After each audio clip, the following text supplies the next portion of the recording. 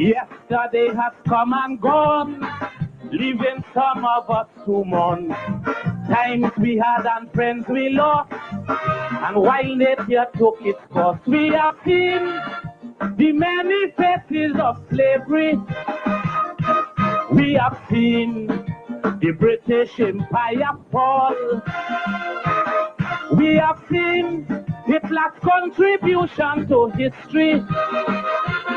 We have seen the rise and fall of the Berlin Wall. We have seen famine. We have seen wars. As you well imagine, we have seen nothing yet, because in time to come, America will have a black president. In time to come, there's going to be an active world government. In time to come, the world will see human life cheaper than dirt. In time to come, from outer space aliens will land on the earth. Team Africa will win the World Cup. Marijuana will sell in the shop. Science will produce bread out of stone and then create the first human clone. Technology will reach a new high.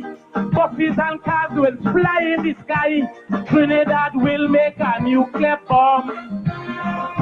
In time to come, let me hear you looking about. In time to come, in time to come. In the few millennia, we're going to see some strange things happening. Papa pala papa lele do do do do papa pala pala do pala lele.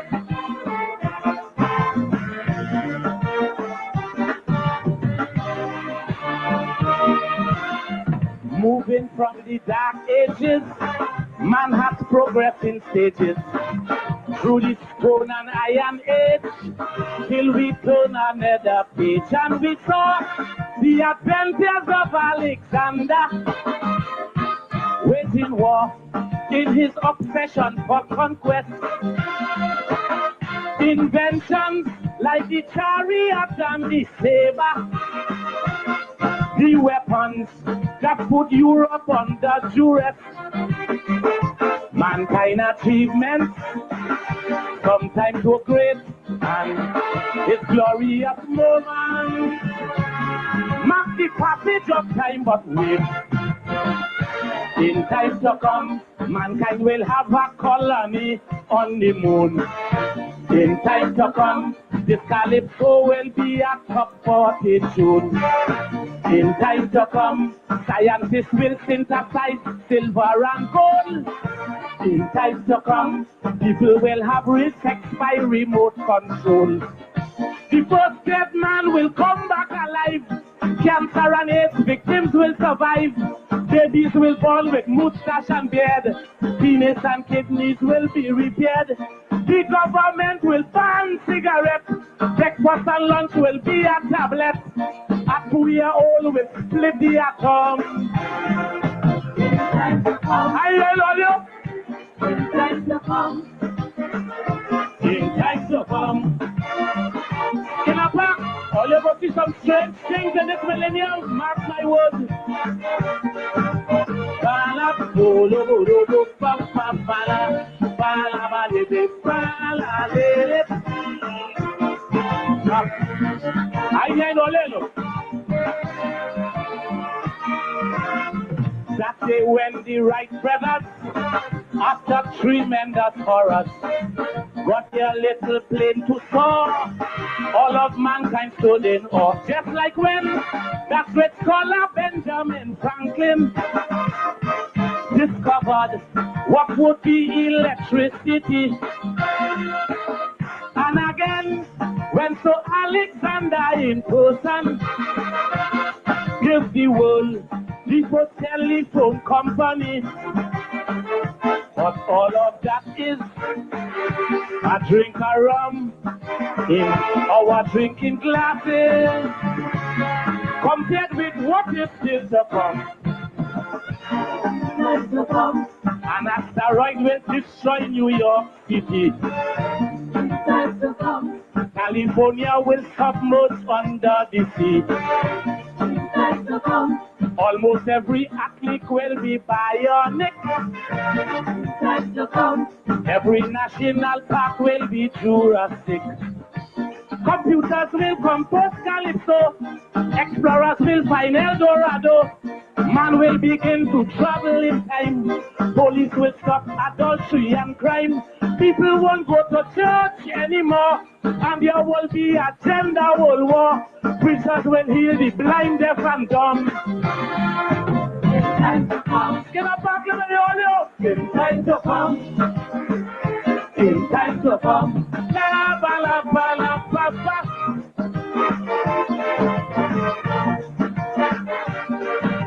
I covered. Ba la ba look. Look out, Olio. I'm coming now. I'm coming at Olio now.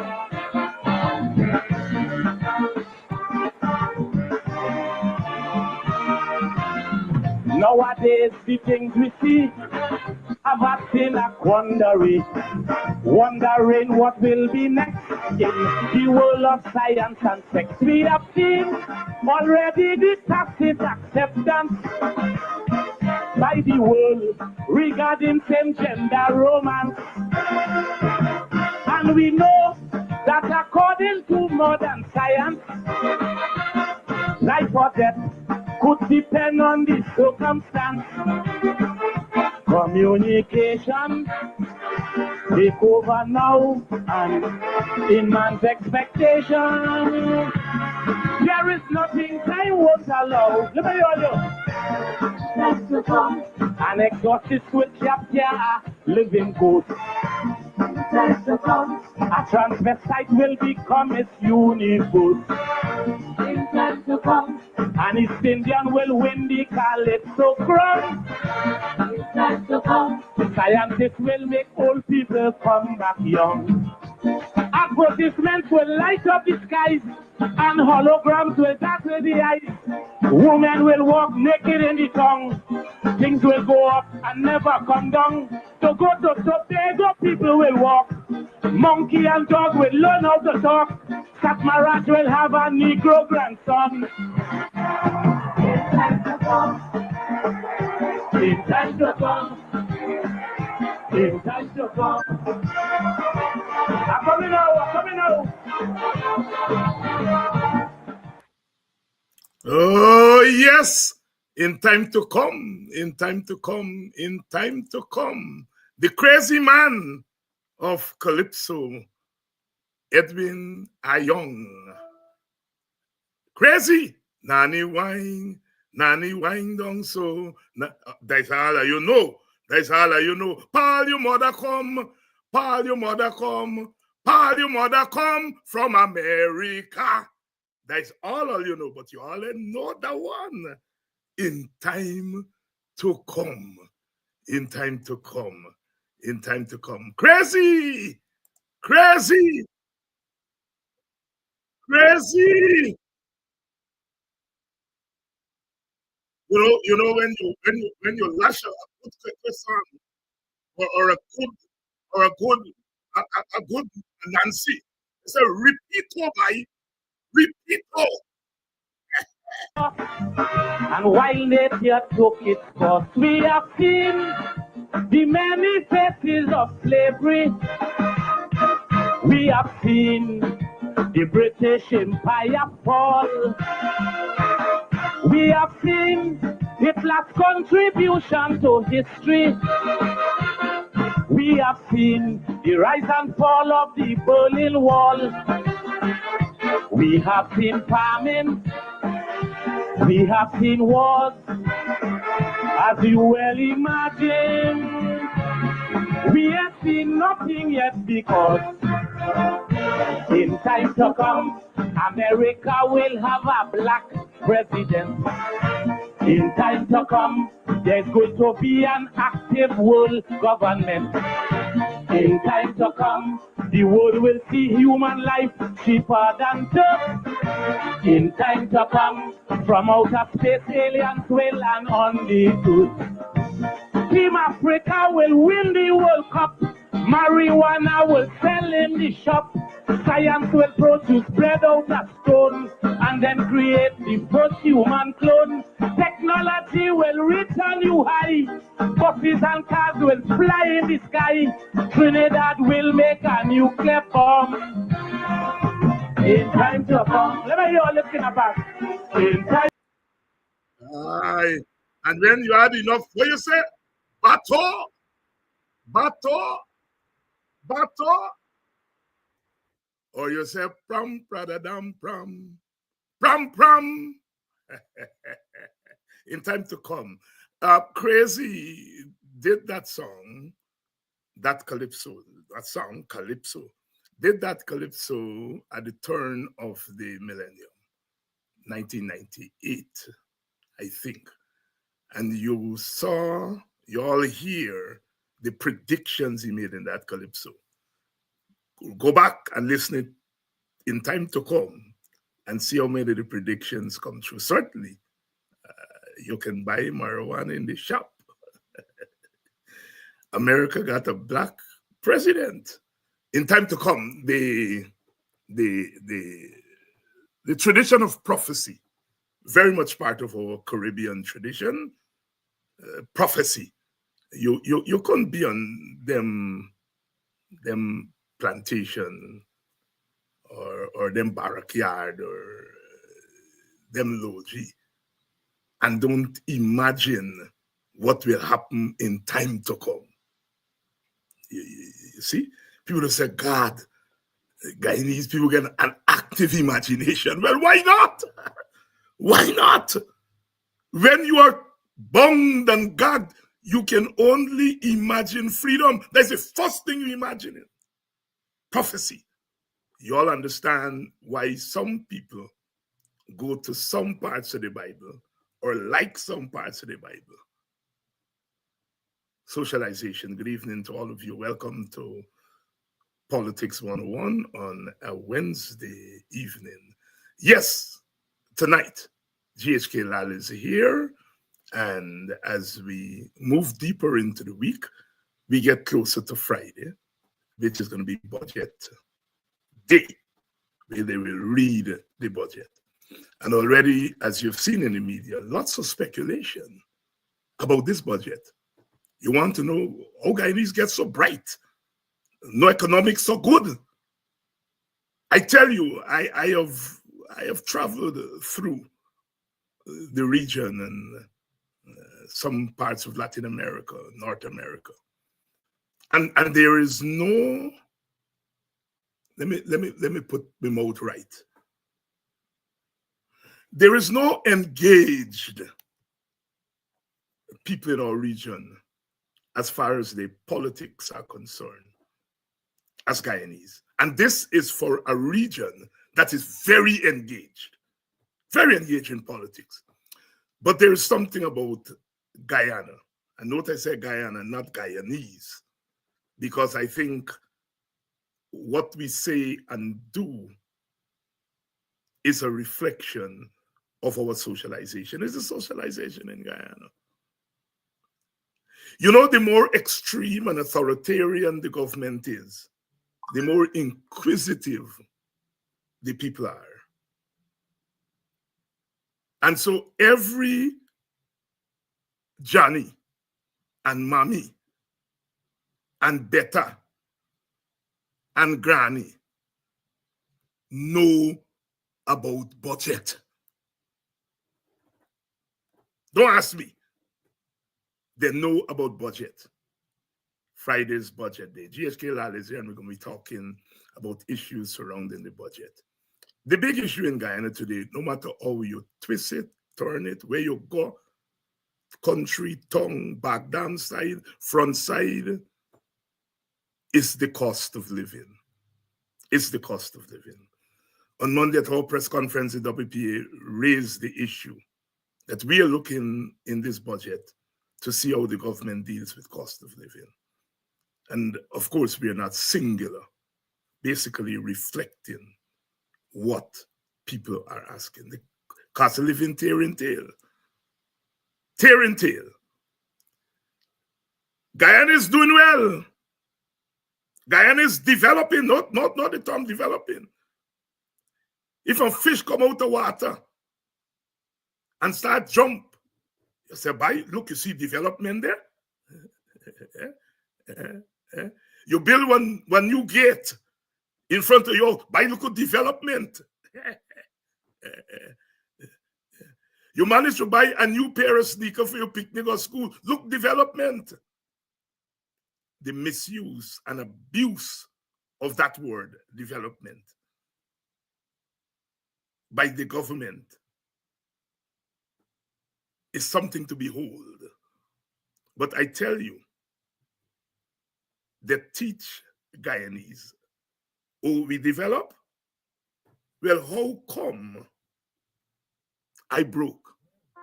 How come I walk in and when I meet quarter way in the market, I can't go further? I gotta make sure I buy rice first, staple. Make sure I get little fry oil first. Make sure I buy a little flour first, because me ain't talking about the niceties, yes. Me ain't talking about chicken and pork and fish. Them is more than man. So when you're shopping now, you start with the basics. Never thought I would live to see people in Guyana still eating rice and butter. Long time is a little by auntie take long for come home. She said, before she go home, she left instruction, how you cook the rice. Because when she come home, she got to bring the greens and the fish. Meat was a now and again thing. And she not get scared for come home quick. She get detained. Bourlege, come in. We put that butter and you all know me talking about. Put butter on the rice and put little pepper. And last true.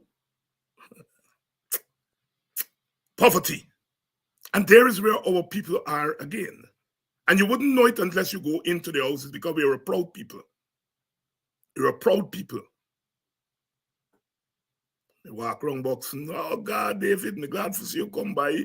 Come. We go in by them old people. They say, oh Jesus Christ, me I get nothing for you. Me even get a little drink for you. Me I get a little sweet bread for you. Me I get nothing. Butter and rice them. Picnic me today. You don't know it till you go in the houses. Poverty is real and it's rife. Our people get so fed up, they not cook no more. They skim a little money and they go to churches and buy 2-piece chicken, call it George. Oh boy, our Guyana. But it's our Guyana. And we got to take care of business.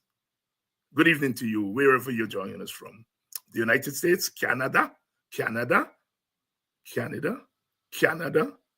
I love Guyana. We don't say ginger ale no more. We say Canada Dry. We don't say paper towel no more. We say bounty. You got to love Guyanese, eh? In all the shit that we're going through. We are still creative. We still find ways and means of rejuvenating ourselves and our culture. That's why I love my country. I ain't fighting in my country for power. God knows. Given where I come from, I get more power than I deserve. So I'm not interested in power as an end in itself. I'm fighting because I love my country. And I believe in that old saying, when you left it better than you meet it. My auntie always tell me had a 5th standard education. I mean a key. Even if me got to wear one panty. She didn't say panty, you can imagine what she said. You are going to go to school because I want you to do better than me. She used to tell her with her all the time. And that has lived with me. Better than we meet it. Good evening to you. Mr. GHK Lall, Good evening. how are you? Well, I am blessed. I'm blessed. We are here. We are sharing with our sisters and brothers. Happy New Year to you all. Exciting times, and we will make the time exciting. I'm doing well. I thank God for that. Thank God for that. And you have the column called Hard Fruits. Um, and I think it's an apt title for a column. And I, there in my introduction, was trying to zero in on perhaps the hardest truth in Guyana. And that is the question of the cost of living. And as I meandered in my introduction, I am sure that when you meander too much, your head just gets swing up and you just go a little off track. Did I go off track? No, you didn't. You Talk didn't. to me. You didn't. And again, good evening, everyone, wherever you may be. It's good to be back sharing with you. Cost of living is crippling Guyanese. It's crippling our stomachs. It's crippling our spirits. It's crippling our visions of what should be, where we ought to be, given what we have today. There's no excuse. There's no rationalization, to use a big word, excuse me. There's no defense. Cost of living and where the people are in terms of dealing with it should not be this far apart. You didn't meander, my brother. You go, I live a couple of blocks from the border market. I rarely go. Somebody goes for me. I send people. Sometimes I go to take a peep. I want to go at the route. How much you do? How much you do? But more than that, I am looking at what other people are passing through there. And the look in their faces, that look in their eyes. And I know they're counting them kinds. It's dollars. But it's not plenty $5,000 bill, couple $1,000 bill. And they need A and B and C and D. And my God, they can't get to A. And you've said it, basics. That's the fancy economic term we use, basic. Basic. We're talking about rice and fry island flour. Pardon me for repeating you. We ain't even talking about salt. We ain't talking about butter. We're talking about something that could stir the pot and you get a result that will keep us going. And we have 40% of the population at that level. 40%. We're talking about 200, almost 300,000 people, Guyanese, in the richest, one of the richest country in the world. I saw the UK put out something called Forbes. It was in Forbes magazine. We know the rich people just read. Where I come from, the context. Not the rich people context, but the reading context is that Guyana is number 9 annual GDP per person, 91,380 US dollars. That's 18 million Guyana dollar, give or take, per year per person, man, woman, and child. Now, you tell me, who getting $1.5 million a month in their hand?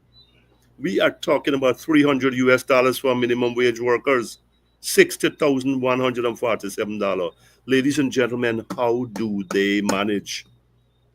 President Ali, I'm speaking to you. Vice President Jack Day, I'm speaking to you. How do these brothers and sisters live with $60,147, $6,147 a month? How does a public servant at the entry level, $94,000 manage? We're talking cost of living. We're talking politics. We talking bread and butter. We talking 3 square a meal a day. Forget about square. Give me 3 wrong 1. Right? We are talking about people who are scratching out an existence in this country that has all these gaudy statistics in every periodical that can be spoken of.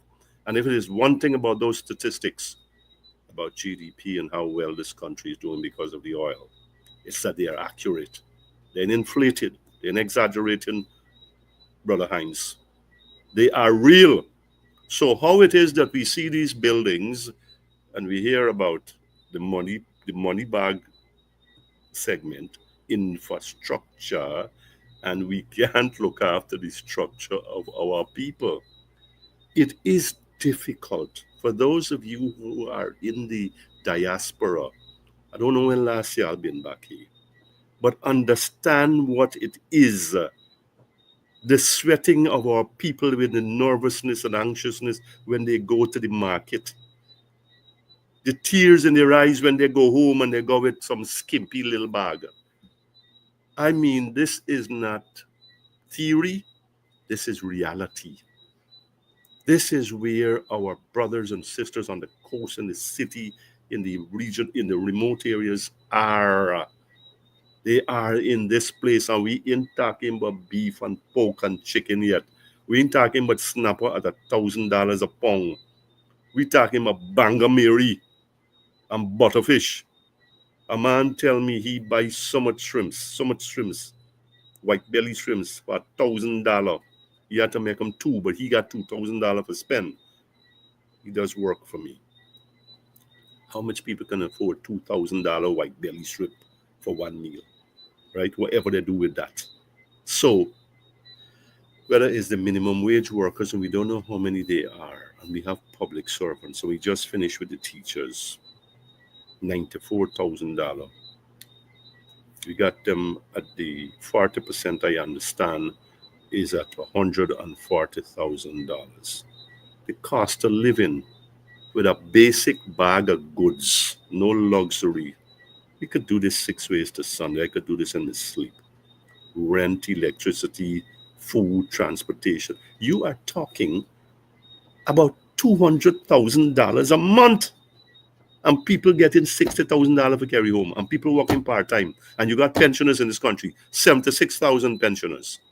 How do these Guyanese living in the most watched and the most talked about society in the world, how do they manage? How do they cope? We see the big buildings and we see the shine roads and whatever, and they tell you, you see progress and development.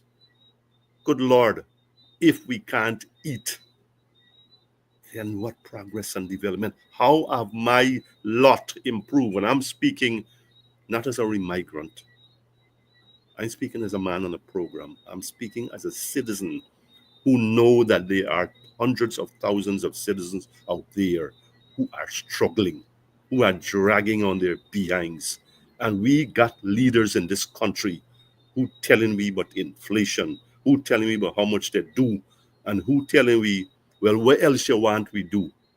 And now that there is this year, they're suddenly finding money. Now one time, and we're going on now, or we'll come to a halt now, unfinished, but they're going to find money. As the man said on New Year's Day, well, we're going to have more than one election year. Mm-hmm. So people didn't eat in all the time, but you're going to stuff them now.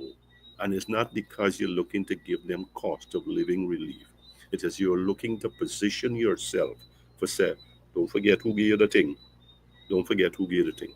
Cost of living, my brother, cost of living, my sisters and brothers, watching and listening, shouldn't be where it is in this country. This is not a political matter. This is not an economic matter. This is a spiritual matter.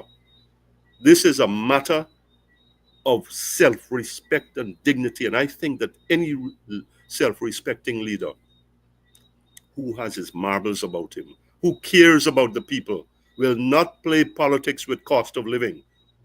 He will say, we've got this, we've got these record budgets, we are going to have to do these things.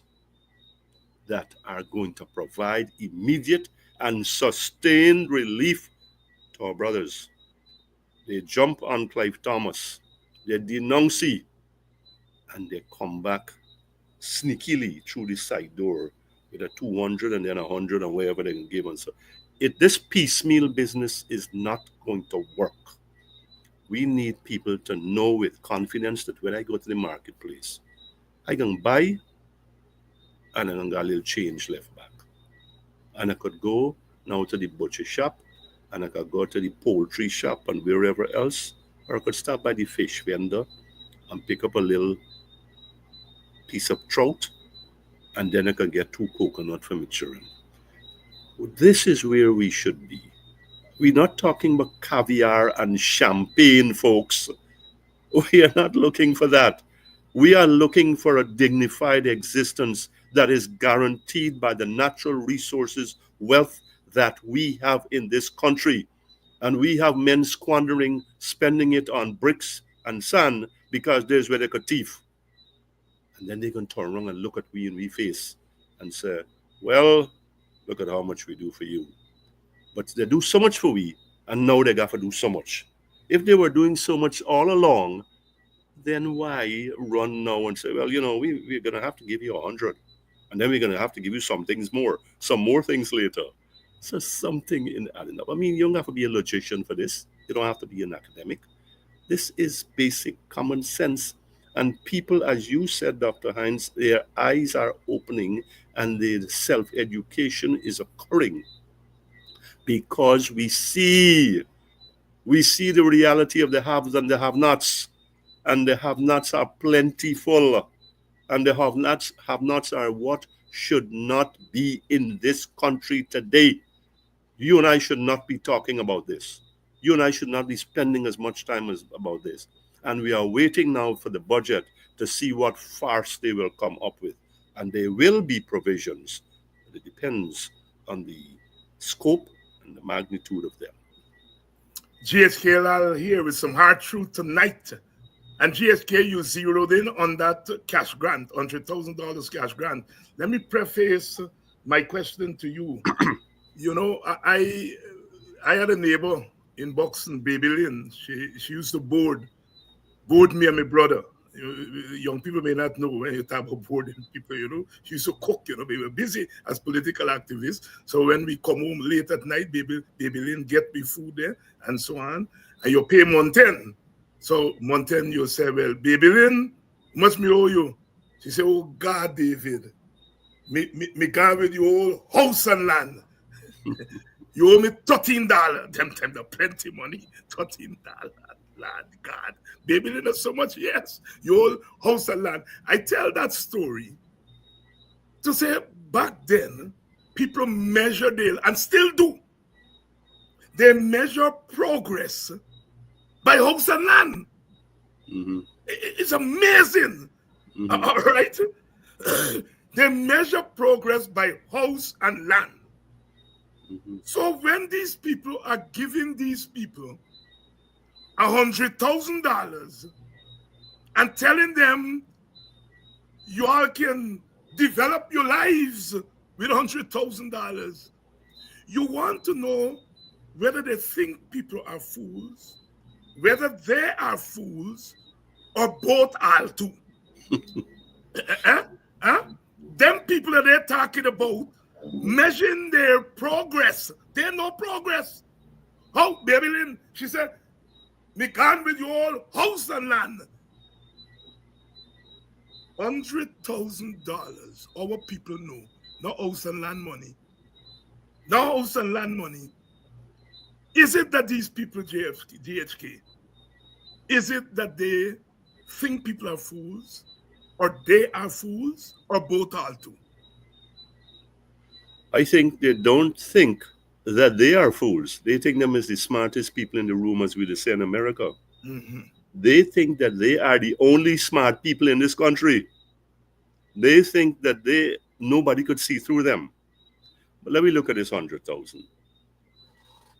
$100,000 in today's Guyana's pricing environment, my brother. You got PPP people listening. Good for you. God bless y'all. How long does $100,000 last? How long? Anybody could save any money from that? Let's go back. Let's go back a couple of weeks when this $100,000 come out. It was only for public servants and pensioners. So in other words, people under 64 and 18 and they kind of out. And look at the desperation. Look at the urgency of our brothers and sisters, and I keep using those two words because they are, of our friends and our neighbors and our fellow citizens. Scramble, forget that $100,000. What does that tell you? They are living in a hole and they are living in a dark place where money concerned. And you come now and you're going to tell me late in the year, well, it's big money we throw at you. $100,000 in no money. Let me get that straight. President Ali, let me tell you to your face, $100,000 is chicken feed money. It doesn't last. It can't buy plenty thing. And when we look at the backlog of what the people them they're living with, the money done gone. That money has already been exhausted. It's not a cushion money. It's not a carry through money, right? That, oh yes, we've received it to the 1st of January and it's going to last us until the next 3 months. Hell no. House and land, you don't even got dirt there. You don't even got a pebble. So they are going to make big speeches and propagandize about this 100,000 and the other ones were going to come. And what they put in the budget. And I'm waiting for see the budget. And we're going to talk about that as we go forward. But hear the story. Let me look. $100,000 is better than zero. Let me get that straight. People need it. People need it. No one want. They need it. And I'm glad that it is there. But the process to do so has stripped us of our dignity. I even look at Wagainan. Yes.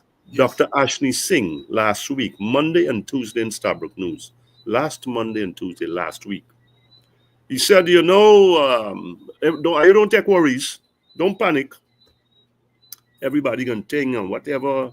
90,000 check or something like that. Cut. Good. Thank you, sir. Since then, I hear about GDF Hall and sports complex, and information will be forthcoming about RDCs and this and the next. Since then, the thing stopped.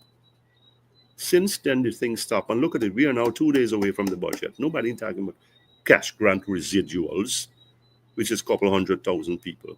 But I would have preferred that the honorable minister responsible for money, Dr. Ashni Singh, would have had the class, the concern, and the care in him to tell the people straight up, well, watch, we can have a whole half a little bit on the distribution.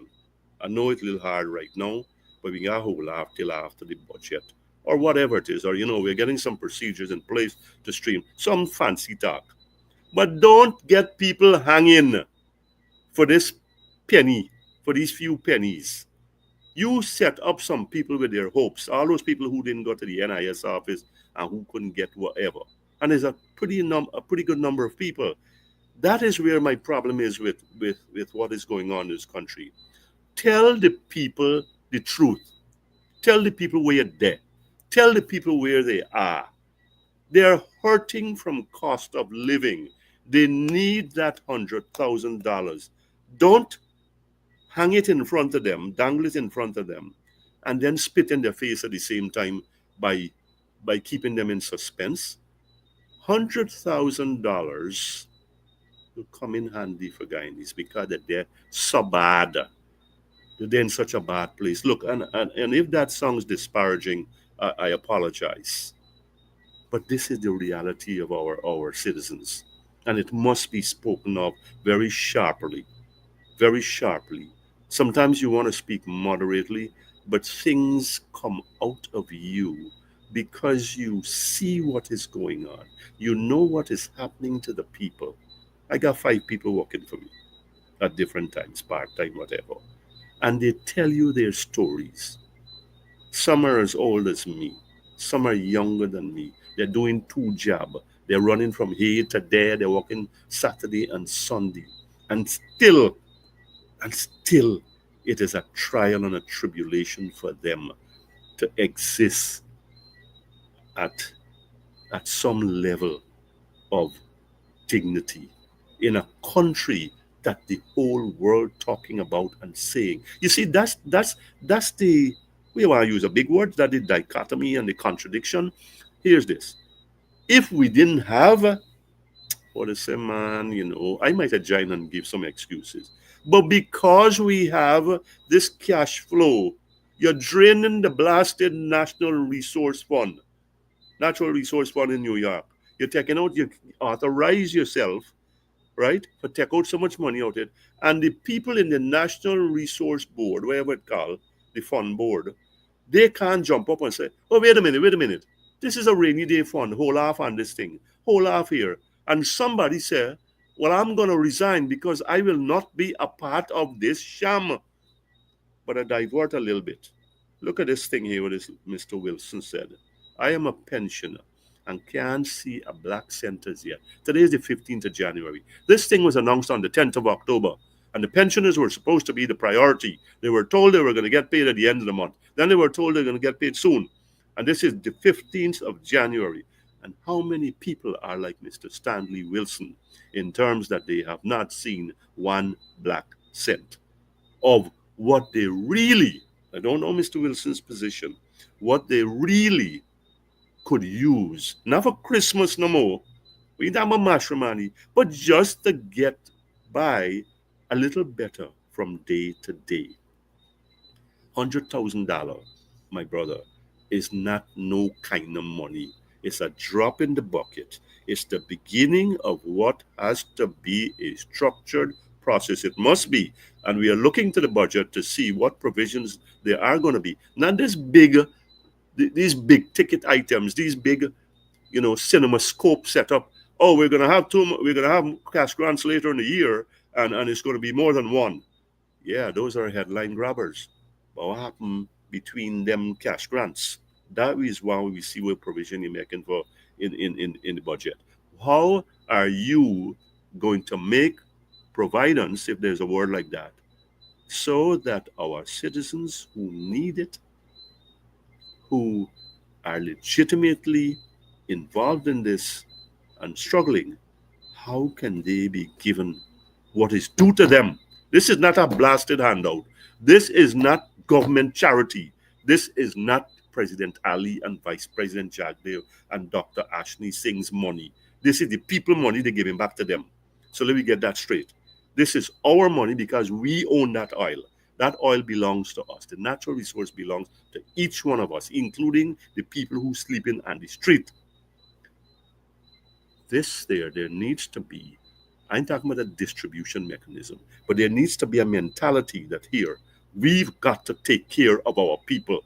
And I, as president, I, as whoever, do not want to hear about one Guyanese that can't buy food, one Guyanese that can't live at a certain standard.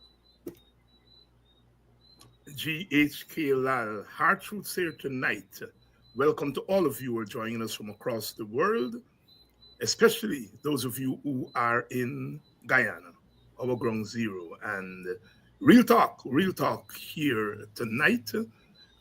We are talking about the cost of living on the eve of the budget.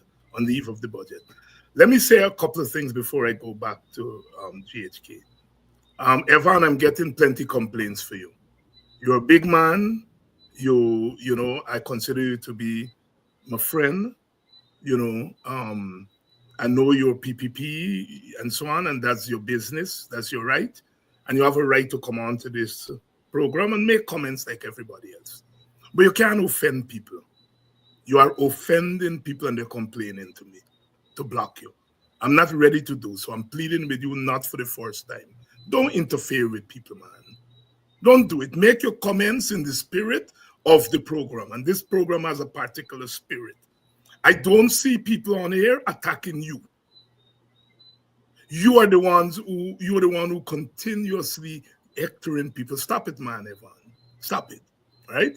Mr. Ram, I had to block him because he said, you all don't want $100,000, you all want Buju Banton ticket. And Mr. Ram saying that to this audience, as predominantly African Guyanese, we don't have to go to Obia, man. You raise baiting. And I know if them people here answer you, it's gonna be a lot of trouble. The ERC gonna now come for these people, whereas the ERC should come for you. So I block you, and I don't want you back. And if I see comments like that, I'm going to block people right away. Right away. All right? Whatever they say about me or say about this program, I always say, I am not in the business of socializing Black people to be unfeeling and to be racist to anybody. Because we have for too long been the victims of those things. And as much as sometimes I know people feel frustrated and they want to lash out, I am not in the business of socializing Black people to behave in them kind of nasty way. So please, you all come on the program, you all are PPP, learn some things, make your comments, but don't interfere with people. Please. GHK.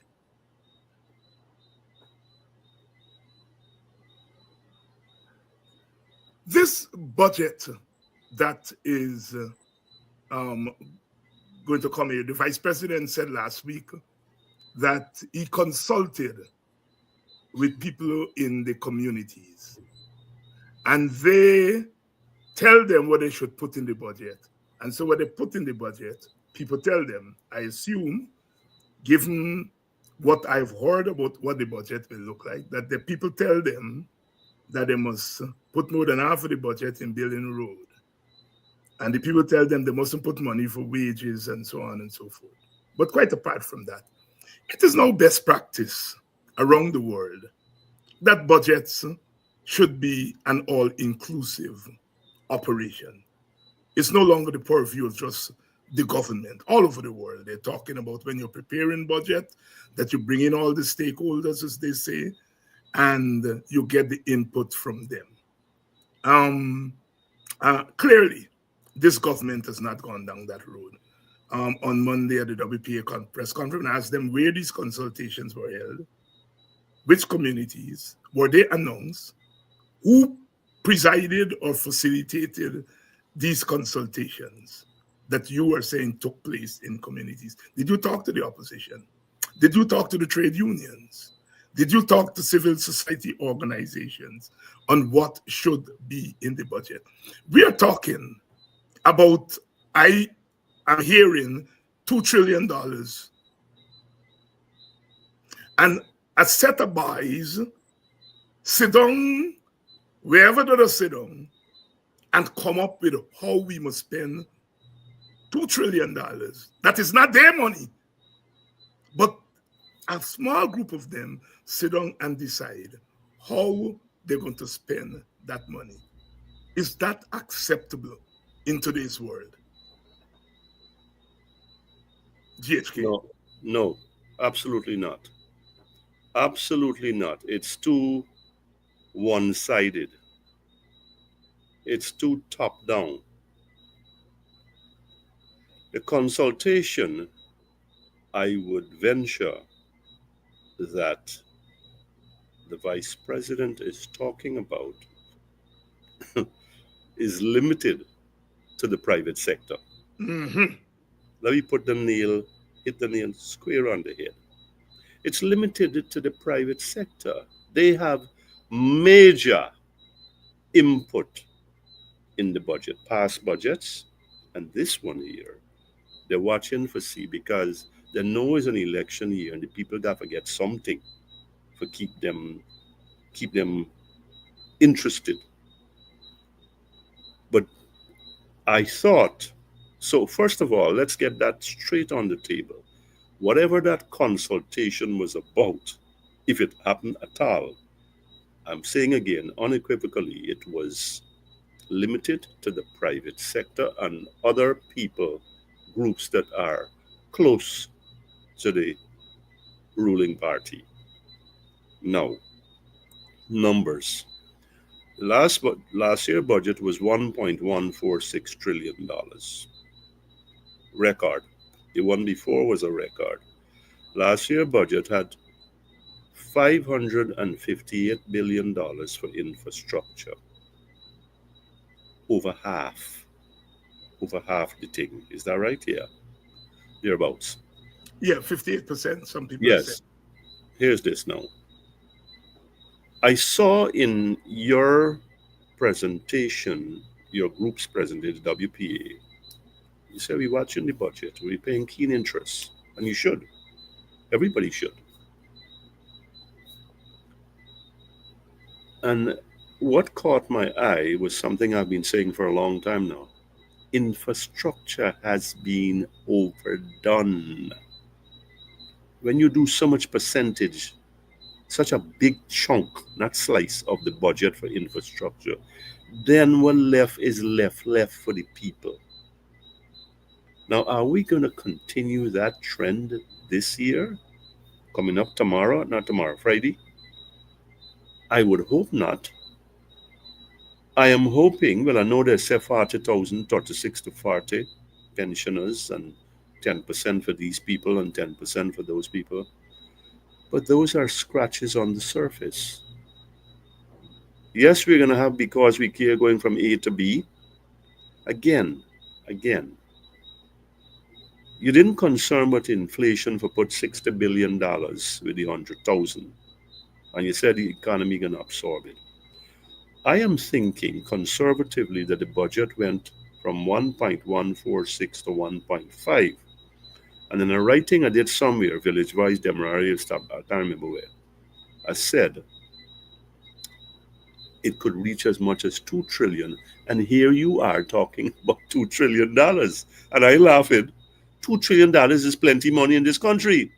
And when we done spend, allocate and appropriate and all them business of it, $2 trillion or whatever it is, 1.8, what here.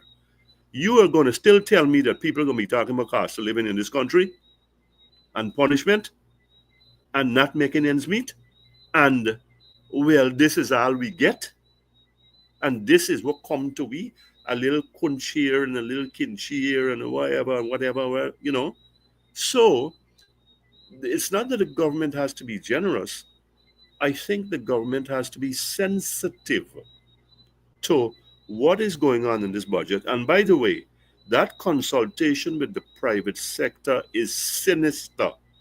It is loaded with the menace for the people who need the help, because they looking out for get their cut and all the things that they want stuffed into the budget. And obviously, I think infrastructure spending should be lower. It should be lower, right? I think that the allocations for money in people's hands, and I'm talking about the cash grant, the additional cash grants that they never put aside $100 billion for, give or take, right? Because they got to deal with all them foreign people. And we can talk about that just now, overseas-based Guyanese. Here's the story here. What will be the specifics in the budget for the people? For the people. I understand that the Honorable Minister of Public Works, Mr. Edgell, was on some sort of program last night or the other night. And he said they're saying you can't eat road, but they're driving on the road. I mean, how illiterate can you be? Yeah. I'm trying not to be insulting. Yeah. I mean, this is ignorance. I think this is not ignorance. This got to be something that is unspeakable. Unspeakable. You can tell, yeah, people still can't eat roads. And who driving on the road? Where the people who ain't got money for buy food driving? On them road? And they are not a handful of people. The budget really has to be very dispersed. I don't know if I'm using the right words, very diversified in that it takes care. There is an emphasis. There is a priority, folks. I think the budget is too far gone now. It's done. There should be an emphasis and the priority for taking care of the people. For taking care of the people, you're going to do your infrastructure and you're going to do all these other programs for deal with the special interests. Private sector very, very prominent in that. But you have to make provision for the people that are substantial, that mean something. I see Mr. Walker. We thank him for that. We don't have the capacity to manage such levels of infrastructure expenditure. Unfortunately, Mr. Walker and my fellow Guyanese, infrastructure spending is not going to ease off because we ain't got capacity to manage. That's when we can get all them counter story about who sign off and who get 100 years or for payback, whatever story is there, and you go down the line because this is part of the big con game that's going on. Infrastructure. When you set aside the money and you squeeze the people, I am hoping that there are very specific provisions for the people in terms of money in their hands.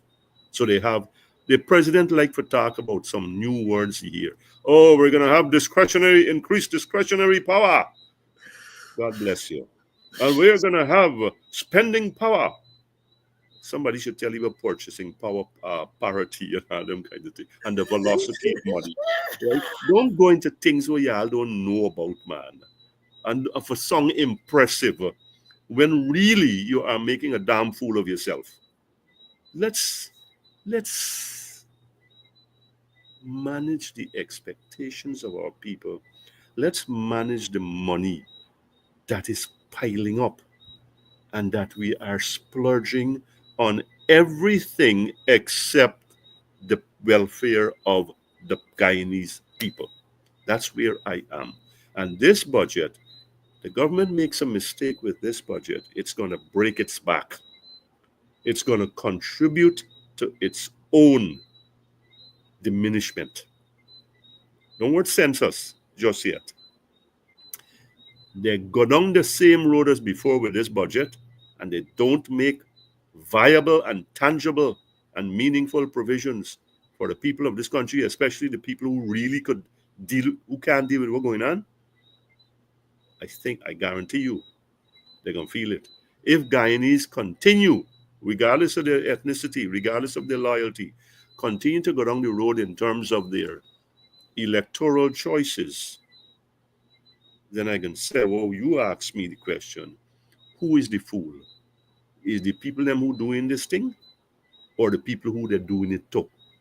Because if we got that kind of tolerance and if we have that kind of absorptive capacity for that kind of punishment, that kind of degradation, then you know what? We asking for it. The budget will be the litmus test for how serious this government is for looking after the Guyanese people, especially those who are in the category, that big vast category called the have-nots. They have nots. GHK Lall here tonight, and JFK. when I hear the man with them word, I remember cousin Christy Bell. They gotta buy. You used to go and watch picture. You go plenty movie. Them time they will say you got picture, so you come back and you attack with him. Stop your stupidness, bad speech. You repeat for the picture. Cousin Christy Bell said, "That's your stupidness. Stop with your bad speech." Good speech is not just big word. You have to make sense. And what you talk about, because you talk about the American picture and you talk about cousin Christy Bell, and so you're so right. I mean, you listen to our president, and I always say, Irfan Ali is my president because he's the president of my country. He's not my leader. He's my president in a formal sense. He's the president of my country. And I sometimes feel so pain for that young brother, And I always, an old man named Buddy Lou used to tell me, he said, "By you're going to politics. When them a give you basket for fetch water, tell them you don't want them. Tell them you don't want." And I always look at people like Irfan and say, when they were giving you basket to fetch water, why you didn't tell them you don't want them? You take them and you really are making yourself look so small. But GHK, here's the story.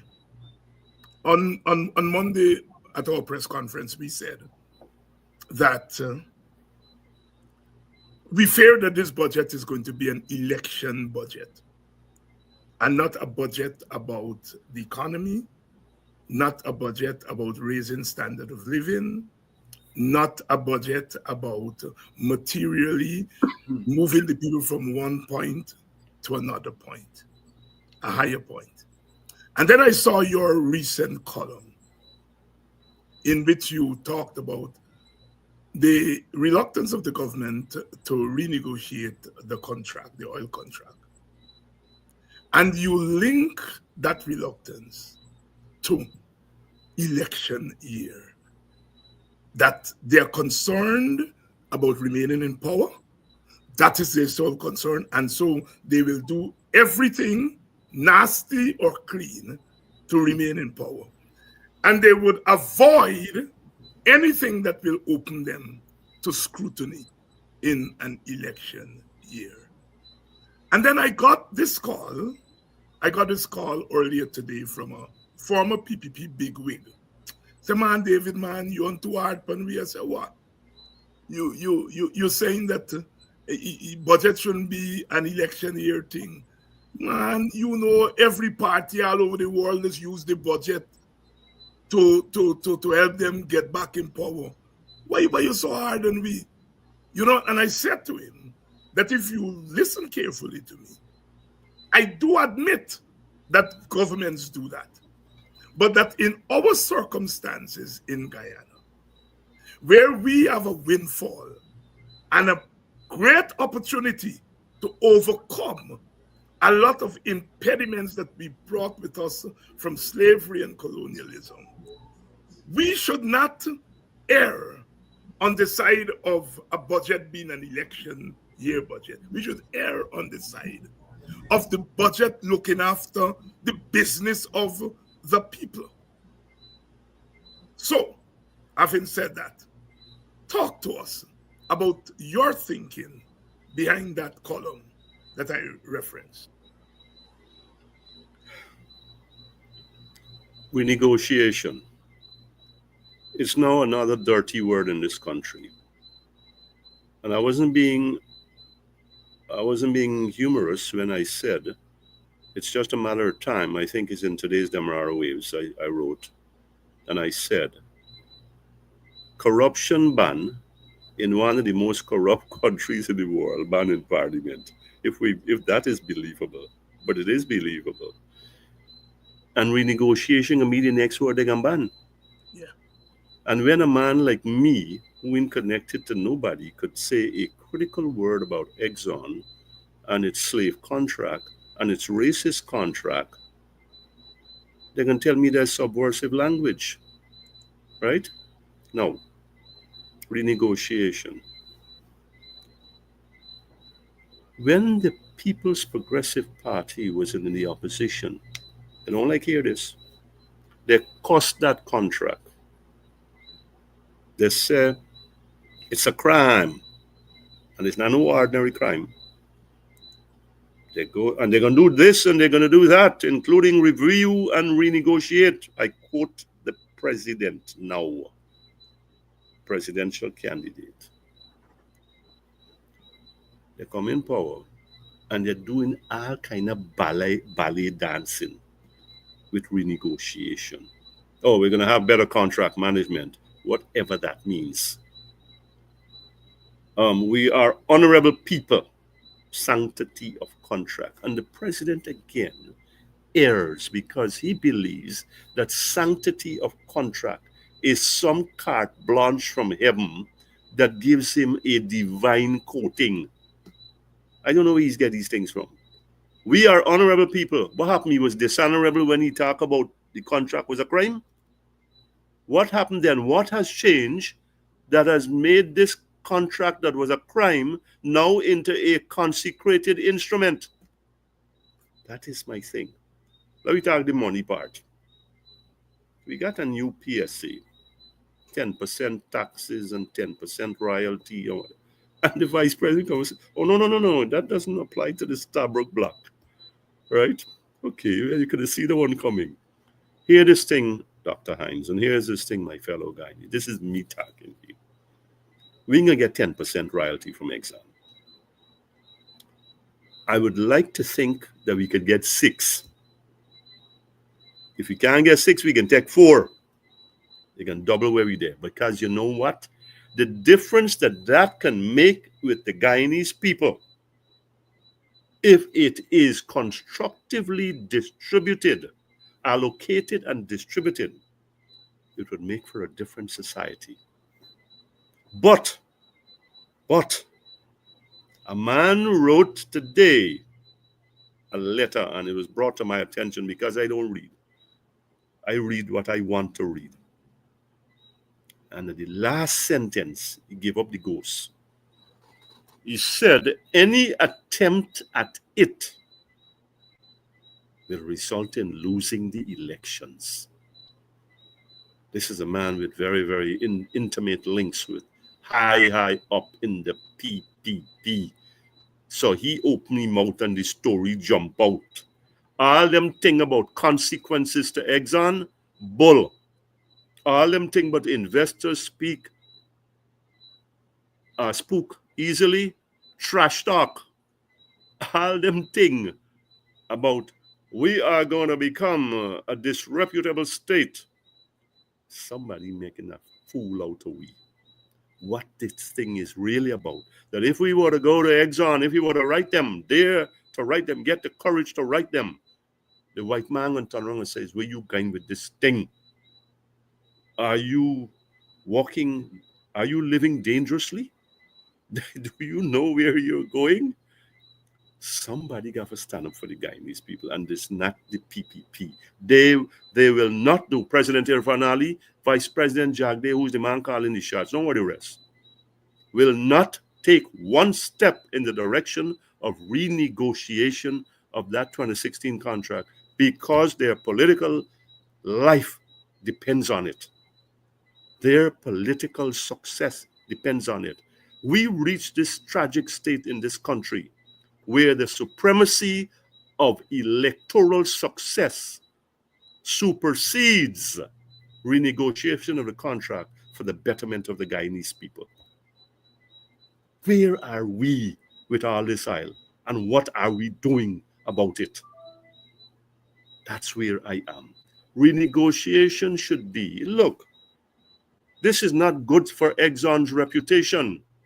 And I could tell you from dealing at rarefied levels with a white man in his conference room, he always has, David, you know this, a worst case scenario.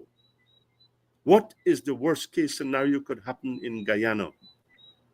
It's that all them people come out and stand up and say, we want more for we oil, right? If this body didn't do it and that body didn't do it, the people come out and they say, well, we will not be able to manage with that reputational risk because the world is interconnected and that will flash around the world and whatever. And all them who talking about democracy and this and the next and the other will have a different kind of set of circumstances to deal with. The white man always has the contingency, the corporate contingency, a fallback option where I think Exxon is prepared to give some ground. Of course, we're talking a couple of billion US dollars, but they will find ways to get that back from us. So I think it's because the PPP is so morbidly fearful of renegotiation and what the political consequences could be to it, that it just does not want to hear the word, and it will shut down anybody and any conversation that goes in that direction. And that's where we are. This thing is tied. I repeat, the supremacy of election success is what matters most to the PPP than renegotiation of the contract that gives the sinews to do something for the Guyanese people. GHK Lall here tonight, saying it as he always says it. And oh boy, we are in serious, very, very serious times. GHK, I have to watch the vice president because it's part of my job, both in terms of both as a scholar and a political activist. And I was struck when a reporter, I think it was from Kaitro News, asked the vice president about the Exim Bank feasibility study. And that man threw a tantrum.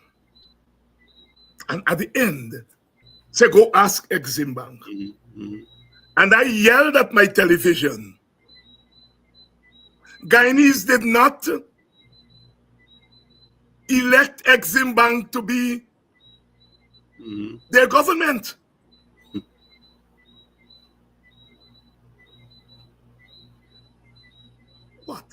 What?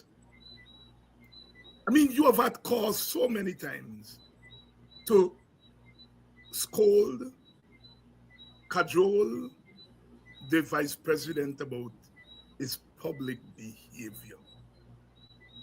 And instead of getting better, he has gotten worse. No. Interbeniba make Kwashiba take notice. If you cannot make public the feasibility study, which you have, that Exim Bank did, are you telling us there is something in that Exim Bank story that we ought to be fearful of? Your take, GHK. Well, we're looking at the Wales Gas to Energy project here.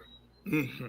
And the promise from Dr. Jagdeo is half price electricity. A wonderful thing. I think that something that everybody should shout from the rooftops about.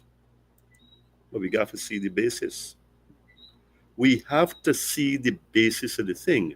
And I'm thinking that Dr. Jagdeo, as the mastermind and as the architect who pushing for this project, because of its benefits, blackout done and reliable supply and all of that, I would think that this man, you can't hold him back from putting out the basis, from putting out his studies.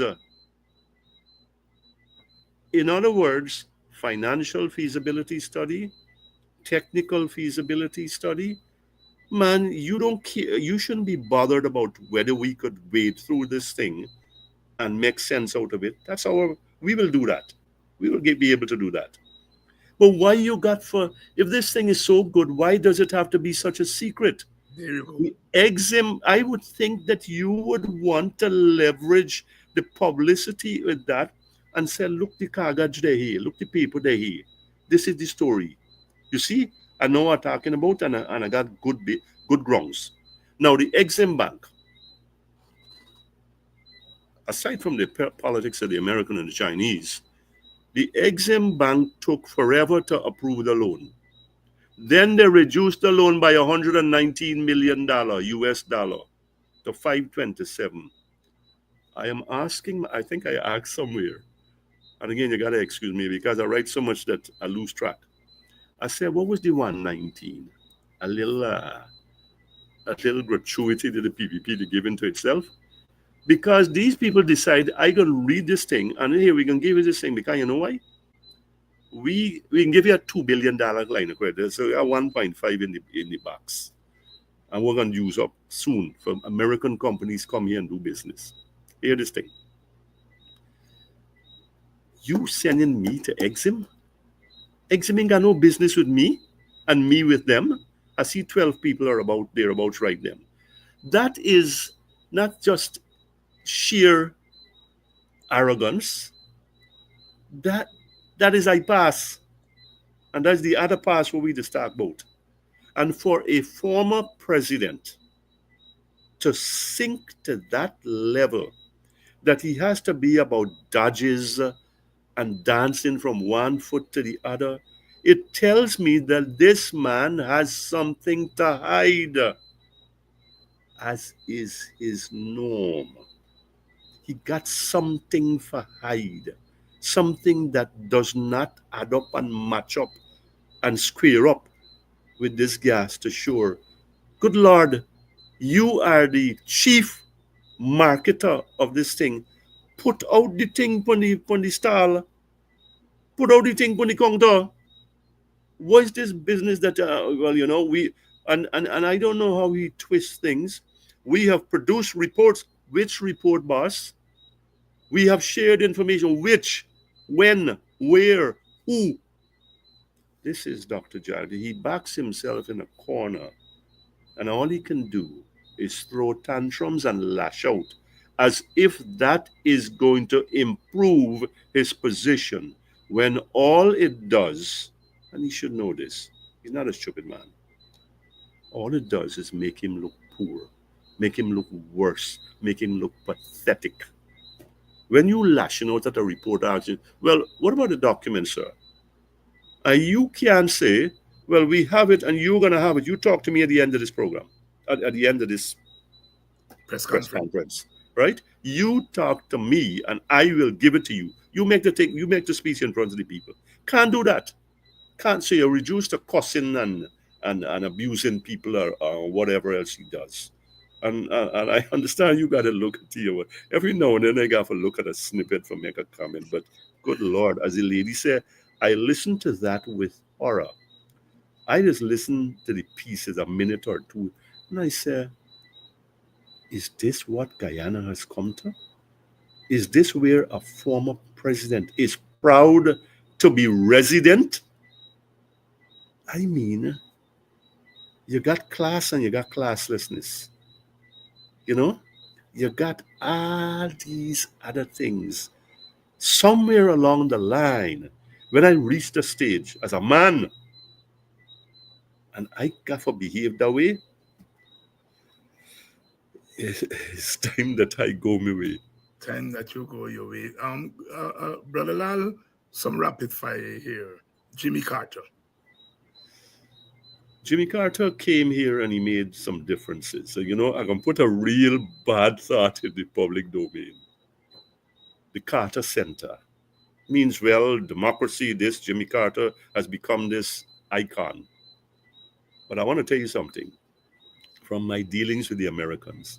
I've asked myself this whether the Carter Center got some CIA strain in it, right? That might be controversial. They're going to get the heaven, hell going to fall from my head. But Jimmy Carter started out and he got to a point with elections. And after that, all the things that were supposed to happen afterwards, they went up in ashes. He's made his contribution to this country. And we are grateful for that. Will the opposition go to the election as a coalition? It has to. It has to. It's just a matter of time, and it's just a matter of them working out who is going to be who in that setup. Will there Let me be? let me say something Yes. that we should have talked about. The PPP is desperate, and you know why? We didn't get to talk about this, and I'm going to make it very quick. Census. You got a census that is 2 years, that done 2 years. And you again, like the blasted gas to shore and the extra expense and the audit report, you can't bring it out and say this is where the numbers there. You know why? Because it tells me that the numbers between East Indians and African Guyanese, I hope I got that right, because they got some new construction. It's very, very, it's not razor thin, it's very narrow, may even be non-existent. There's no gap. Because when you read this annual State Department report of the permanent residents that leave this country, you're talking between the last two censuses, 50,000 Guyanese or more minimum left here permanently. Now, Who in those 50, which is the biggest ethnic presence in that 50,000 Guyanese living here? That's where the census story there. And that is why you got these cash grants, these additional cash grants for bringing the foreign people for common overseas based Guyanese for come and vote for make up that census deficit, right? So yes, the opposition has to to have their coalition, but the PPP is very, very vulnerable right now. And so the budget, election budget, you hit the nail on the head there. So all of this can come out. It coming out already. The census is secret, is a secret. The budget gonna give you a further confirmation of what this thing. The president in the New Year's Day address said, cash grant coming. So you don't know that they're trying to lure people, right, to the polls for vote for them. With money, you're buying votes then, right? And that's a little long thing in these short wrap up, but that, I had to squeeze the one in. Calvin Brutus revealed quite belatedly that in 2020, the vice president and others went to the police and said, diversify. And that diversification meant top load the leadership of the police with non-African Guyanese, which, according to Calvin Brutus, has led to discrimination. Your thoughts? Well, clearly, the faces and the numbers and the changes, the people who are promoted, the people who are blocked from promotion. I think they got a man named Paul Williams. Yes. They put in some corner, right? They have kept Mr. Hickens for their own reasons and in a manner that really shakes us up. And then you go down the line and you have the divisional commanders and you have people who jump in heads. So you got people who jump in heads because of their ethnicity, and you have people who are being kept back because of their ethnicity. So the diversification that has been ordered has occurred, and in the most blatant fashion, and it's like business as usual. And that is to the detriment of the Guyana police force, because you have morale has suffered, you've got discipline has suffered, and you get the results. I hear about body cam, this big development of body cam and speed, was it speed cameras and things like that. Good. Bottom line is we need a robust police force that is independent and that is in trusted hands. You got a man with 4.4, was it ton cocaine in charge there, and will you take him and put him for watch man some scrap iron? Why is that? First of all, how did I end up there? How come the Guyana police force was left out? What does that say? And we don't have to say anything. When the Americans come in here and marginalize the GPF in something as big as that, what else we want about the police force? Diversification and stratification and glorification of what they're doing. I mean, look, this thing, these guys are in a self-destruct mode, and they don't realize or don't care that, look, we got to take some serious remedial action. We got to do some serious self-correction, but they're too far gone, and all they're looking for do is cost people. Is the government going to regularize the appointments of the Chief Justice and the Chancellor of the Judiciary? I don't see it. If you were going to confirm Mr. Hicken in the circumstances that you do, there was the ripe opportunity to say, you know what, this matter has been hanging for too long. The Bar Association is called again. The opposition is not standing in the way. So what is the problem with these two black women? I got to put it raw. You got to excuse me. I got to put it raw. What was the word we just used in America? What was the end game? What was really the objective that is not said but is understood far and wide? They really had the opportunity. They're not going to be confirmed. So I think they're waiting for one to reach some age or something, and then they're going to stick somebody in there and then go down the line. Does our government really care about what's happening vis-a-vis Venezuela and our border issue? The government care about this program here. The government care about when you talk, where you talk, and they care about when I command or when I go somewhere else, and when I write what I write. They spend more time and energy and resources to figure out what we're doing. When all we doing is say, "Hey man, run the thing properly, man. Deal with the people them honestly. Stand up and be clean for once about clean government." No, no, no, no. They depend upon America's strength. They are saying, well, look, we in touch an exam and we holding up we side. So therefore, the exam contract. So therefore you got to step up here and thing there. I do not think, and it's clear. They're gonna make some speeches.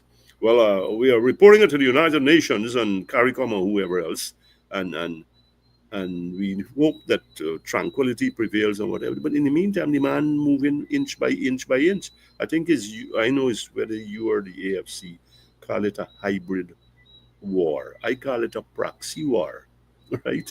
I call it a stealth war.